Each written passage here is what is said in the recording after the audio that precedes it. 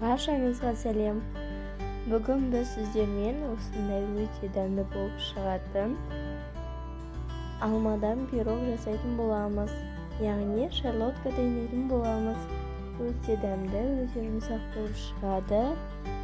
Ингредиенттері өте қолжетімді. Міндетті түрде жасап көріңіздер. Өте дәмді болып шығады.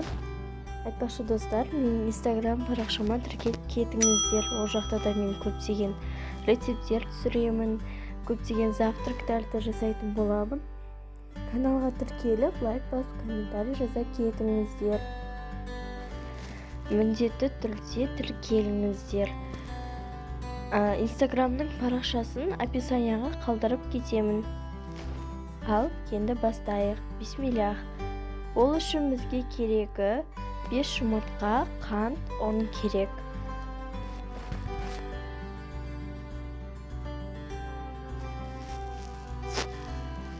Жақсылап жұмыртқаларымызды жарып шығатын боламыз.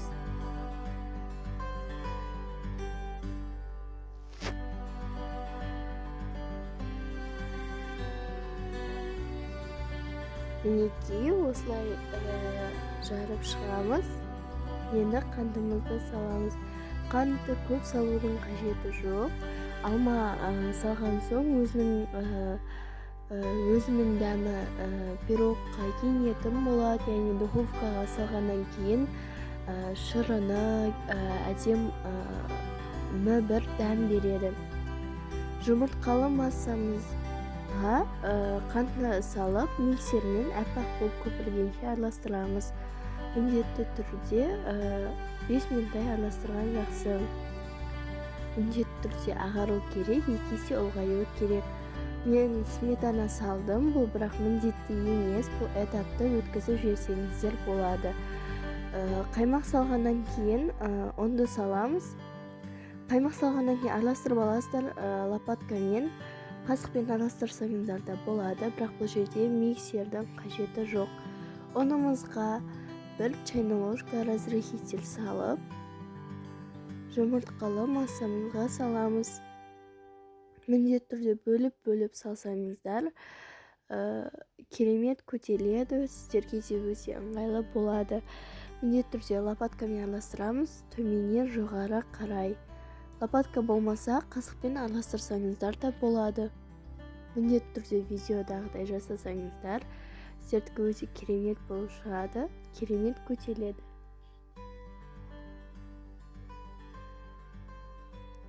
Енді бізге керегі 4 дана алма. Оны көбек қылып, жұқа қылып, турап шықсаңыздар болады. Алманы қалауларыңыз бойынша салсаңыздар да болады.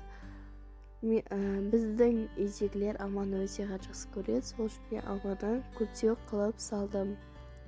Мен мына жерде алмаға бетіне әсемдікке осындай қылып турап шықтым. Жаңағы ыдысымыздағы жұмыртқалы массамызды 26 диаметрлікке салып алдым. Арасынан пергамент қағазын төседім. Міндетті түрде поклан деген алыңыздар. Енді алманы осылай қойып шығамын. Міндетті емес, бұлай қойып шығу, жатқызып қойып шықсаңыздар болады. Мен осындай гүл қылып, роза гүл сияқты болды, осындай қылып істеп шықтым.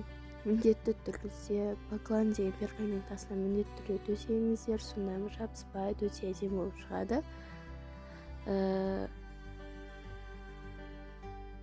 Духовкаға салатын боламыз, 30-35 минуттай саламыз. Әркімде пеш әртүрлі. Мінекей достар, осындай болып шығады, өте керемет болып шығады.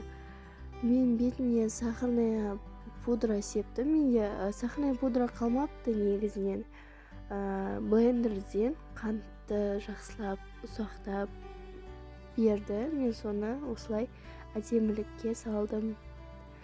Менің інілерім сабақтан келді, соларға шаймен берейін деп жатырмын. Өте керемет болып шықты. Достар, қандай рецепт қалайсыздар? Қандай рецепт түсірсем болады? Комментарийге жаза кетіңіздер, мен соны пісіретін боламын. Ас болсын.